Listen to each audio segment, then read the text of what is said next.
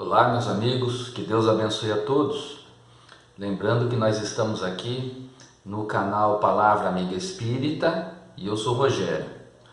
Estamos fazendo análise lá do Evangelho segundo o Espiritismo e no capítulo Não se pode servir a Deus e a Mamon, capítulo 16, nós vamos falar alguma coisa hoje em relação ao item Parábola do Mal Rico. Vou fazer a leitura dessa parábola, que nos apresenta elementos valiosos para a nossa reflexão, e depois nós vamos analisar, falar alguma coisa a respeito. Parábola do mal rico. Havia um homem rico que se vestia de púrpura e de linho, e que se tratava magnificamente todos os dias. Havia também um pobre chamado Lázaro, estendido à sua porta, todo coberto de úlceras, que quisera se saciar com as migalhas que caíam da mesa do rico. Mas ninguém lhes dava, e os cães vinham lamber-lhe as feridas. Ora, aconteceu que esse pobre morreu, e foi levado pelos anjos ao seio de Abraão. O rico morreu também, e teve o inferno por sepulcro. E quando estava nos tormentos, levantou os olhos para o alto e viu ao longe Abraão e Lázaro no seu seio. E gritando, disse estas palavras: Pai Abraão, tende piedade de mim e enviai-me Lázaro, a fim de que ele molhe a ponta de seu dedo na água para me refrescar a língua, porque eu sofro tormentos extremos nesta chama. Mas Abraão lhe respondeu: Meu filho, lembrai-vos que haveis recebido vossos bens em vossa vida, e Lázaro não teve senão males. Por isso, ele está agora na consolação, e vós nos tormentos. Além disso, há para sempre um grande abismo entre nós e vós, de sorte que aqueles que querem passar daqui para vós não o podem, como ninguém também pode passar para aqui do lugar em que estais. O rico lhe disse: Eu vos suplico, pois, pai Abraão, enviá-lo à casa de meu pai, onde tenho 5 irmãos, a fim de que lhes ateste estas coisas, de medo que eles venham também para este lugar de tormentos. Abraão lhe replicou: Eles têm Moisés e os profetas, que os escutem. Não, disse ele, pai Abraão, mas se alguns dos mortos procurá-los, eles farão penitência. Abraão lhe respondeu: Se eles não escutam Moisés, nem os profetas, não crerão mais do que neles, quando mesmo algum dos mortos ressuscitasse. Esse fabuloso ensinamento está lá no Evangelho de Lucas, capítulo 16, versículos 19 a 31. Então nós percebemos aqui, em mais essa parábola de Jesus, que ele utiliza elementos que são comuns ao conhecimento do povo da sua época, dos hebreus, dos judeus. Traz os elementos aqui do Antigo Testamento, a maneira de se falar daquele tempo. Então nós encontramos também, juntamente com esses elementos que Jesus traz aqui, ensinamentos profundos e valiosos que ultrapassam todo o tempo, que servem para a humanidade desde aquele tempo até muitas gerações futuras ainda, né? Desde que a gente tenha o desejo sincero e a boa vontade de buscar o sentido, né? O que realmente Jesus estava ensinando lá. Trouxe os elementos já conhecidos, como inferno, como paraíso, trouxe elementos também citando Moisés e os profetas, o pai Abraão, né? Pai do monoteísmo, pai do povo hebreu e assim por diante. Nós encontramos então aqui 2 situações de comportamento de vida, de postura perante a vida, perante o relacionamento que nós temos com o nosso próximo.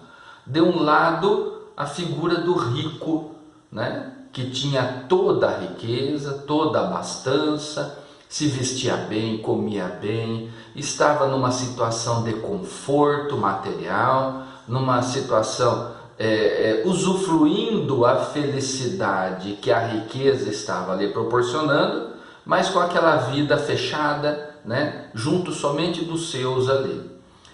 Desencarna, como todos nós temos que cumprir as leis do Pai, estamos submetidas a elas, vamos desencarnar um dia todos.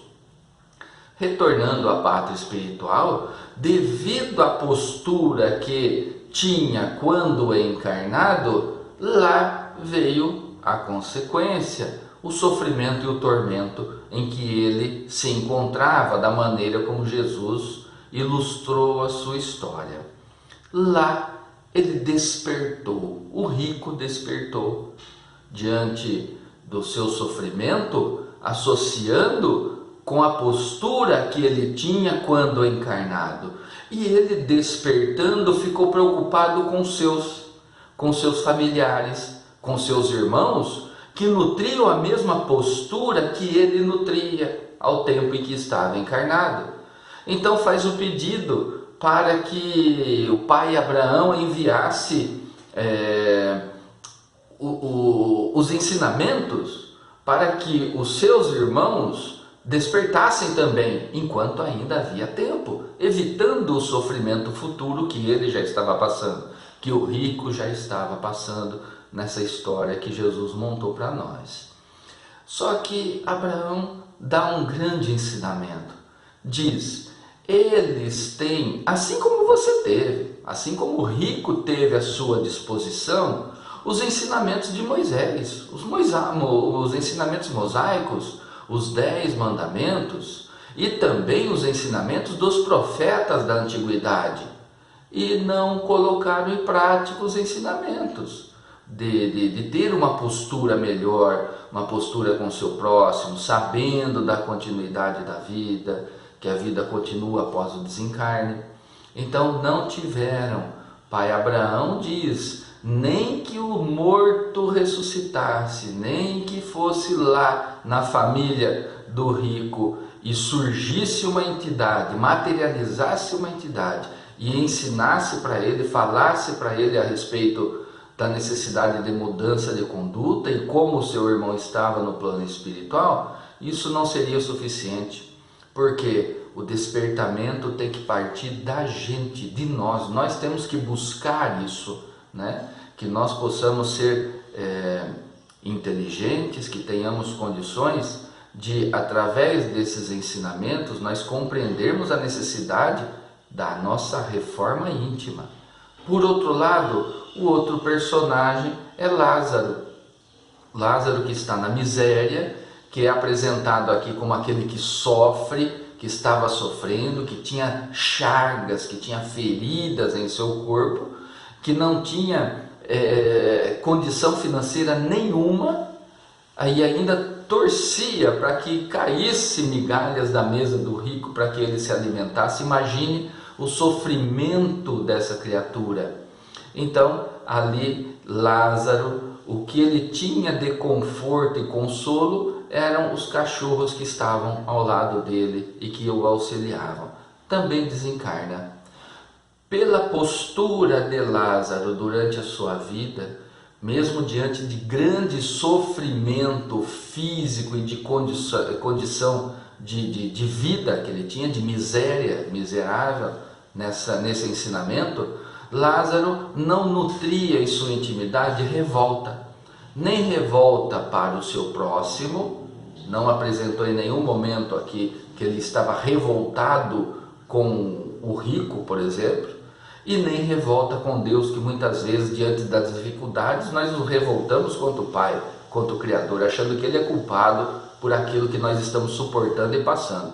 Lázaro não apresentava esse comportamento. Então, desencarnando, qual foi a recompensa de Lázaro? Estar num ambiente agradável, de consolo, de recuperação, de auxílio, de descanso da tormenta em que se apresentou na existência anterior, e assim estar amparado numa condição melhor espiritual. São dois comportamentos que a sociedade humana, nós que estamos aqui encarnados, nos deparamos muitas vezes. Assim, Jesus traz essas duas situações para que nós possamos analisar e verificar qual é a postura que nós estamos tendo aqui nessa nova jornada que nós estamos nutrindo hoje, que nós estamos seguindo nesta existência. Nós estamos tendo o comportamento do jovem, do rico, que buscava somente a satisfação dos seus interesses materiais desta vida, não pensando no ser, mas pensando somente no ter e pensando somente nos seus, né? Porque ele tinha preocupação com seus irmãos. Isso foi no despertar, quando ele estava lá no plano espiritual em sofrimento. Mas também tem o outro lado, o Lázaro, que diante de todo o seu sofrimento, ele manteve um equilíbrio, uma postura digna, suportando a sua dificuldade, carregando os seus tormentos e o seu fardo, as suas dores, e não deixando-se contaminar por sentimentos que lhe poderiam ter feito muito mal, como a revolta, a indignação, a não aceitação. Mas Lázaro então apresenta esse outro polo de comportamento que nós possamos ter aqui. Então que nós tenhamos em mente os ensinamentos de Jesus, trazendo para nós: será que eu estou tendo uma postura aqui igual desenhada, mostrada como rico, ou estou tendo uma postura como desenhada e mostrada por Jesus, por Lázaro, que é o pobre nesse caso? Lógico que precisamos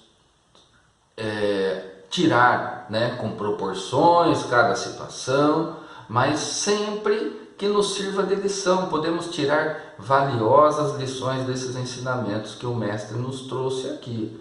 E olha só, diante da nossa postura, nós estamos hoje trabalhando para o nosso futuro.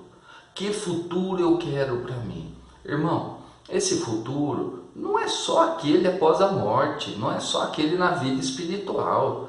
Vamos pensar também que o nosso futuro é o dia de amanhã, é daqui um mês, é daqui um ano e também lá no plano espiritual. Então a minha postura, o meu comportamento, as decisões que eu tenho aqui estão influenciando na minha vida futura, depois. Eu posso trabalhar isso colocando em prática os ensinamentos de Jesus, buscando um esforço no sentido de cumprir as leis de Deus da melhor maneira possível, nos esforçando cada vez mais, analisando principalmente para essa mudança como eu estou hoje, vendo com boa vontade e coragem a postura que eu estou tendo perante a minha família, perante meus colegas de trabalho, perante o desconhecido. A minha postura de comportamento, hoje, pensamento, para que eu tenha condições de analisar aquilo que é necessário mudar para que eu me enquadre nas leis do Pai, do Criador, preparando a minha vida futura. É assim, é dessa maneira. Então Deus coloca em nossas mãos a responsabilidade do amanhã, de como nós estaremos amanhã. Valioso ensinamento, mais uma parábola de Jesus que nos leva a grandes reflexões. A vida continua, é uma verdade que não tem como fugir dela. Então, vamos nos preparar para o dia de amanhã e para a vida futura, renovando o nosso comportamento e os nossos valores hoje. Esse é o ensinamento e a reflexão de hoje, que possamos fazer bom proveito dela. Vamos à oração de encerramento? Amado Senhor, nos abençoe e nos fortaleça a cada dia, que possamos extrair essas lições, fazendo a reflexão valiosa em nossa intimidade, que tenhamos a condição e a coragem para colocar em prática esses ensinamentos em nossa vida e assim fazer com que estejamos no futuro em equilíbrio espiritual, na paz e na felicidade que nós almejamos. Assim seja. Meus irmãos, até nosso próximo encontro. Tchau.